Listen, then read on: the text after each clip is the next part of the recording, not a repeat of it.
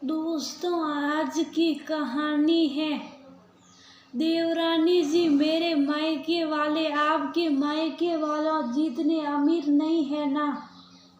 दोस्तों, कहानी शुरू करने से पहले अगर आपने चैनल को सब्सक्राइब नहीं किया वो तो कर लीजिए ताकि आपके पास पहुंच सके हर नया वीडियो। ये क्या अंकल जी, आपने तो कुछ लिया ही नहीं, खाली चाय पिए जा रहे हैं, एक बिस्किट तो ले लीजिए। अपूर्वा ने मनोज जी की तरफ प्लेट बढ़ाते हुए कहा, अरे नहीं बेटा, कुछ खाने का मन नहीं है, तुम्हारी आंटी ने खाना साथ में दिया था, वो मैंने ट्रेन में खा लिया था। मनोज जी ने चाय का खाली कप टेबल पर रखते हुए, आज यहाँ अचानक कैसे समधी जी बिना खबर किए ही आ गए। केतकी जी ने सामने पड़े सोफे पर बैठते हुए रोबदार आवाज में पूछा, अरे वो मैं अपनी दुकान का माल लेने आ रहा था तो सोचा माधुरी बिटिया से भी मिलता चलूं। फोन इसलिए नहीं किया कि अचानक पहुंचकर बिटिया को खुश कर दूंगा। ये कुछ सामान है, खोए की बर्फी, बेसन के लड्डू, मठरी और शक्कर पारे कल आदि तक जाकर खुद बनाए। इसकी माँ ने माधुरी की तरफ प्यार से देखते हुए कहा, वने आपने बेकार ही ये सब लाने की तकलीफ की,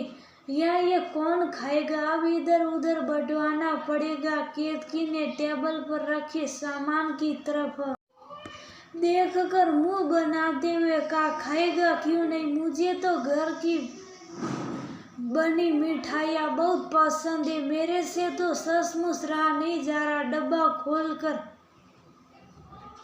बेसन का एक लड्डू उठाते हुए कहा। अपूर्वा ने तो उसे घूरने लगी केतकी जी, पर उसने उनकी जगह परवाह किए बिना लड्डू उठाकर अपने मुंह में रख लिया। देखकर हल्की सी मुस्कान आ गई मनोज जी के मुरझाए चेहरे पर। अच्छा तो अब आज्ञा दीजिए, दुकानें खुल गई होगी, माल भी खरीदना है, हाथ जोड़कर कहा। हुआ ने तो खड़ी हो गई केतकी जी, अरे इतनी जल्दी अंकल जी, खाना खाकर तो जाइए, बल्कि मैं तो कहती हूँ आज आप यही रुक जाइए, कल चले जाना। आप कुछ कहती क्यों नहीं दीदी? अपूर्वा ने शुभ साफ खड़ी अपनी जेठानी माधुरी की तरफ देखते हुए कहा। क्यों जिद कर रही हो अपूर्वा? दुकानदारी के पास रुकने की जगह होती है, किसी धर्मशाला में रुक जाएंगे, नहीं रुकना कहीं नहीं है बहन जी। माधुरी की मम्मी की तबीयत आजकल ठीक नहीं रहती, रात की बस पकड़कर निकल जाऊंगा। माधुरी और अपूर्वा के सिर पर हाथ फेर कर विदा ले ली। वो ने, अपूर्वा आज ऑफिस से तुम्हारी छुट्टी है तो जरा जाकर देखो, संडे के लिए जो भी अरेंजमेंट करने सभी खास लोगों को इनविटेशन पहुँचे कि नहीं। और हाँ, अपने मम्मी पापा को भी याद से फोन कर देना। जी मम्मी जी, मैं अभी खुद चेक कर लेती हूँ, कहकर वो अपने कमरे में आ गई। अपूर्वा को अपनी सास का रवैया कुछ समझ में नहीं आया, इतनी दूर से आए थे बेचारे, उन्हें खाने तक को नहीं पूछा, बल्कि उनके साथ बात भी कुछ अजीब तरीके से कर रही थी, जबकि उसका मायका तो इसी शहर में है। जब भी कोई आता है बड़े प्यार से पेश आती है, खाने पीने की चीज़ों का ढेर लगा देती हैं। अंकल जी को फंक्शन का इनविटेशन भी नहीं दिया। अपूर्वा केतकी जी के छोटे बेटे विनय की पत्नी है, वो खुद उसे पसंद करके लाई है अपने लिए। जैसी बहू शादी थी अपूर्वा बिल्कुल वैसे ही है, अमीर खानदान की सारी तौर तरीके जानने वाली। वही बड़े बेटे कौशल की पत्नी यानी कि उनकी बड़ी बहू माधुरी, जो छोटे शहर की रहने वाली है, मध्यम वर्गीय परिवार से आई है। उसके पापा की कपड़े की दुकानें, रहन सहन अपने बजट के हिसाब से ही है। अपूर्वा की तरह जॉब नहीं करती, लेकिन पढ़ी लिखी, सुंदर, संस्कारी और व्यवहार कुशल है। सारा घर उसने संभाला हुआ है।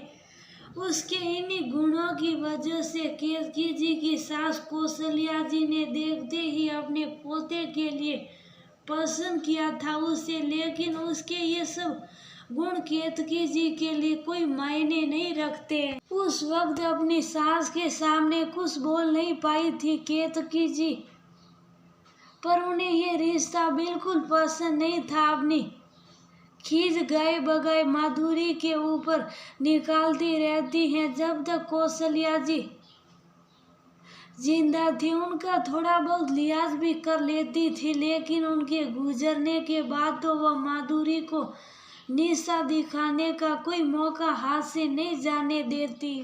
चाहे उसके दहेज का कोई सामान हो या उसके मायके का रहन सहन, छोटा सीटा कसी चलती ही रहती है। ये उसके संस्कार ही है जो वह उनकी हर बात चुप चाप सुनती रहती है। केतकी जी के इसी व्यवहार की वजह से माधुरी के घर वाले उसके ससुराल आते भी बहुत कम थे, लेकिन माँ बाप का दिल कभी कभी तो अपनी बेटी से मिलने का करता ही है। आज बड़ी हिम्मत जुटाकर मनोहर जी माधुरी के ससुराल आए थे, लेकिन उनकी बेइज्जती करने में कोई कसर नहीं छोड़ी। उन्होंने अपने पापा का अपमान देख अपने आंसू नहीं रोक पाई थी माधुरी। उनके जाने के बाद भी बड़बड़ाई जा रही थी केतकी, ना ही कोई शर्म ना लिया। जब मन किया उठकर चले आए बेटी के ससुराल में। कोई ऐसे जाता है भला, कंजूसी तो देखो, घर के बने लड्डू पेड़े उठा लाए या महंगी से महंगी मिठाई यूं ही पड़ी रहती है, इसे कौन खाएगा।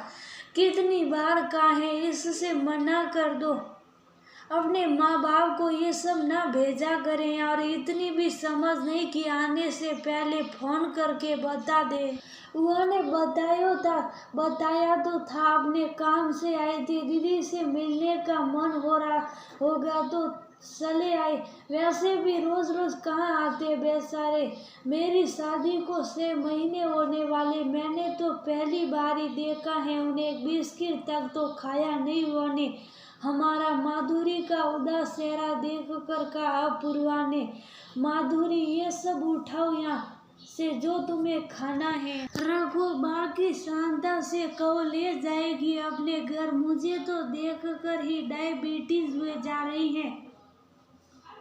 और हाँ, कौशल को मत खिला देना ये सब, तुम्हें ना सही, उसे अपनी हेल्थ की बहुत फिक्र है। कई बार तुम्हारी बेवकूफ़ी की वजह से ही उसकी डाइट रूटीन टूट जाती है। शांता क्यों मम्मी जी भी खाऊंगी और ये क्यों नुकसान करेगा, ये सब तो घर का बना हुआ है। शक्कर पारा उठाते हुए कहा, और पूर्वा ये क्या कर रही हो, और पूर्वा ये तो है ही देहांती, बचपन से ये सब खाते आई हैं, तुम्हें क्या हो गया, अपनी फिगर का कुछ ख्याल है कि नहीं, इसके साथ रहकर तुम भी गंवार बनी जा रही हो। उसके सामने भी ऐसे खा रही थी जैसे तुम्हें खाने को कुछ मिलता ही नहीं है। तभी तो कहते हैं रिश्ता बराबर वालों में करना चाहिए। पता नहीं क्या देखा इसमें अम्मा जी ने, और जिंदगी भर के लिए मट लिया इस गंवार को। मेरे सिर अपूर्वा का गुस्सा भी उन्होंने माधुरी के ऊपर ही उतार दिया। अपूर्वा पलट कर कुछ कहने ही वाली थी कि माधुरी ने इशारे से मना कर दिया। उसका पूरा चेहरा आंसू से भीगा हुआ था। अपने पापा का लाया सामान उठाकर किचन में चली गई। मम्मी की तबीयत ठीक नहीं है, फिर भी कितनी मेहनत से बनाया होगा उन्होंने, जरूर मदद करने पड़ोस वाली गीता सासी आ गई होगी। सबको याद करके रुलाई ही फूट पड़ी उसकी। पीछे पीछे अपूर्वा भी आ गई। आप शुभ साफ सब क्यों सुनती रहती है दीदी, इतने प्यार से आंटी जी ने आपके लिए ये सब बनाकर भेजा है। किसी की भावना की कोई कदर ही नहीं है। अगर मम्मी जी ने मुझे कहा होता तो पता नहीं मैं क्या करती। मैं तो आज भी उन्हें जवाब देने वाली थी, आपने क्यों रोक लिया मुझे। उससे क्या होगा अपूर्वा, तुम्हारा सारा गुस्सा वो मेरे ऊपर ही निकाल देगी। मेरे मम्मी पापा हमेशा अपनी हैसियत से बढ़कर करने की कोशिश करते हैं, पर क्या करें, वो तुम्हारे घर वालों को जितने अमीर नहीं है। मुझसे 2 छोटी बहनें भी हैं जिनकी शादी करनी है। भाई कॉलेज में है, उसकी फीस का इंतजाम करना। वो तुम्हारे घर वालों की तरह हर बार महंगे तोहफे नहीं ला सकते। बस इसी बात का गुस्सा मम्मी जी उतारती है। मुझे तो ये सब सुनना ही पड़ेगा, बर्दाश्त करना पड़ेगा। माधुरी दीदी पर हो रहे बुरे बर्ताव की वजह कहीं ना कहीं वह खुद भी है। सोचा तो पुराने कई दर्द से आंखों के आगे घूम गए।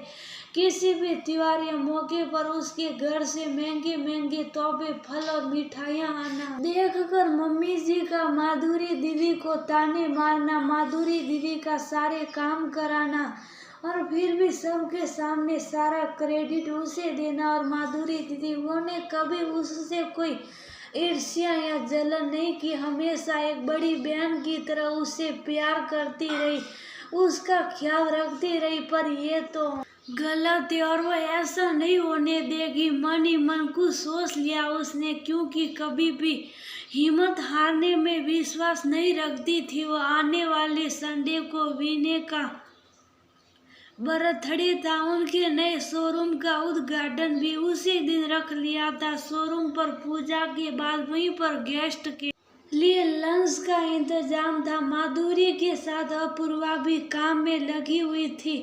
एक एक करके सारे मेहमान जा चुके थे, वह लोग भी घर आ गए थे। तभी केतकी जी अपूर्वा के पास आई। अपूर्वा, तुम्हारे मम्मी पापा नहीं दिखाई दिए। दामाद जी के जन्मदिन के साथ साथ इतना खास दिन है हम सबके लिए। अरे भाई, हमारे नए शोरूम का उद्घाटन हुआ, आज भी उन्हें खास तोहफा लेकर आना चाहिए था। हाँ मम्मी जी, वो ने बुके भेजवाया था विनय के लिए। सिर्फ बुके सौंप गई केतकी जी। हाँ, मैंने ही उन्हें मना कर दिया था। हमारे यहाँ गिफ्ट और मिठाइयाँ लाने की कोई ज़रूरत नहीं है, कोई नहीं खाता। बेकार नौकरों में बांटना पड़ती है, फिर क्यों पैसे बर्बाद करना। और हाँ, ये भी कह दिया था कि बस खास लोगों को इनवाइट किया, इसलिए वो लोग नहीं आए होंगे। खास लोग, अरे दुनिया भर के लोग तो आए थे आज। तुम्हारे मम्मी पापा खास नहीं है क्या? उनका आशीर्वाद भी तो सही है। विनय को बहू के मायके वाले खास होते मम्मी जी, तो माधुरी दीदी के मायके वालों को भी बुलाया गया होता आज। जब उन्हें इनविटेशन नहीं दिया गया तो मेरे मम्मी पापा को बुलाने की क्या जरूरत है। रही बात आशीर्वाद की, वह तो वहां से बैठकर भी दे सकते, इसके लिए बेकार का दिखावा क्या करना। और वैसे भी हमारे घर में किसी चीज की कमी तो है नहीं जो हम उनसे किसी गिफ्ट की उम्मीद रखें।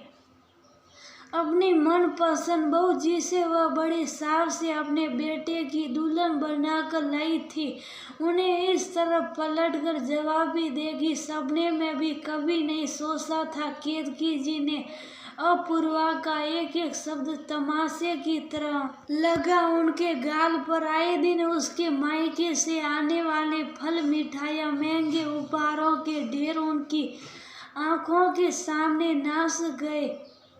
पर अब क्या करे, अपने ही बनाए जाल में उलझ कर रह गई थी वह। काश कि समय रहते उन्हें समझ आ जाए कि किसी का सम्मान उसका स्टेटस देखकर नहीं किया जाता। जिस तरह उनके दोनों बेटे उनके लिए बराबर है, उसी तरह दोनों बहुओं के मायके का स्टेटस भले ही अलग हो, पर उनके लिए तो वह दोनों बराबर